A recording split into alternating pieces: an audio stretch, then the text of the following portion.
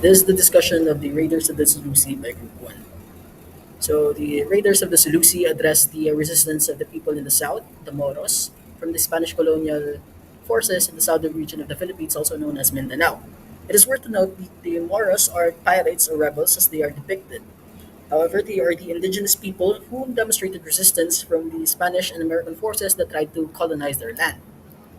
These forces consist of three main Muslim tribes, which are the Balangini Samil tribe, which are located in the Zamboanga Peninsula, the Ilanons, which are located in the province of Zamboanga del Sur and Borneo and Mindanao. And lastly, we have the Tausog, which are located in Boholu, Idanan, Siasi, and Patikul Island, Sulu. Firstly, we have the Balangingi tribe, an ethno-linguistic group located in the Greater Sulu Archipelago and coastal region of Zamboanga Peninsula. They are considered to be the part of the Sama Bajau tribe and speak the Balangingi dialect. Lastly, we have the Ilanons. Second, we have the Ilanons, which are culturally and linguistically related to the Maranao and Maguindanaon, and their language is part of the Austronesian family, which are closely related to the Maranao. Lastly, we have the Tausog, which, because of their political and religious institutions, they are known as the dominant ethnic group in the Sulu archipelago. They are located in the Hulu, Indian, Siasi, and Patikul Island, Sulu, as aforementioned. The Tausog is a combination of the Tao and Sug, which means respectively person and old name of the Hulu Island. Discussing the maritime vessels, we have the Lanong, which is derived from the Nanon, is an exonym of the Ilanon people. It is a large warship used by the Iranon and Bangini.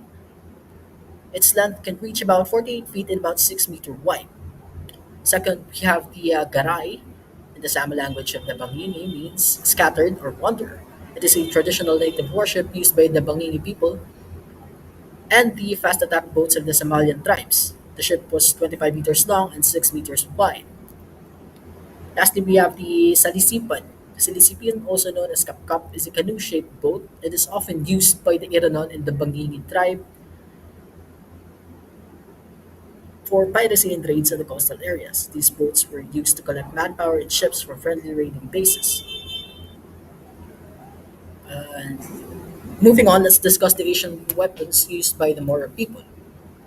First, we have the Kalis or Kris, which is a double-edged Filipino sword, often seen as a wavy section, which can be used for both cutting and thrusting. The sword is more than 300 years old and was used during the Spanish colonialization. Second, we have the barong, a deadly weapon and a sword with a single-edged leaf blade shape made of a thick steel.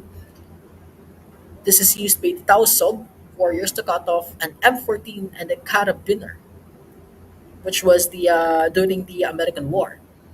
Third, we have the heavy, a single-edged sword that has two horns on the blunt side of the tip, which was used to pick up the heads of the decapitated body. It is the largest sword used by the Ilanons, which measured about 36 to 40 inches long, larger than any other Filipino swords. Lastly, we have the armor. The armor was made from the carabao horn. Steel plated, was molded to fit the body, and are held together with chain mail. It can also deflect the blows from a sword, but it's useless against firearms. So the ancient weapons of the Spanish forces discussing were the muskets, which could fire 90 meters, and it was inaccurate and took several steps to reload. And second, we have the cannon, which is a type of gun classified as artillery that launches a projectile using a propellant and uses a cannonball as the main projectile. So, what is the historical relevance? The fourth pillar of Zamboanga City, the fort served as the base of operation to check on slave raiding going on the northern bank.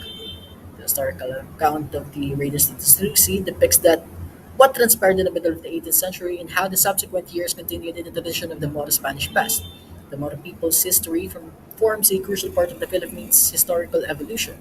It was argued in the video that no Philippine history could be complete without the study of the Muslim development and colonization that's transpired. So that was it. Thank you for listening. Again, this is Group 1.